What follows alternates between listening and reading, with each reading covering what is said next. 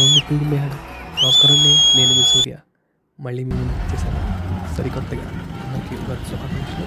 పొద్దున్న లేవడం జరిగింది, వెంటనే థియేటర్కి దొబ్బేయడం జరిగింది, సినిమా చూడటం జరిగింది. ఎవరేమనుకున్నా మీరేం నమ్మకండి, సినిమా అయితే సూపర్ ఉంది. మేమైతే పవన్ కళ్యాణ్ డ్యాన్స్లకి ఆ డైలాగ్కి సూపర్ ఎంజాయ్ చేసాం. చూసారా పవన్ కళ్యాణ్ ఫ్యాన్స్ బయట ఎంత వచ్చేస్తున్నారా?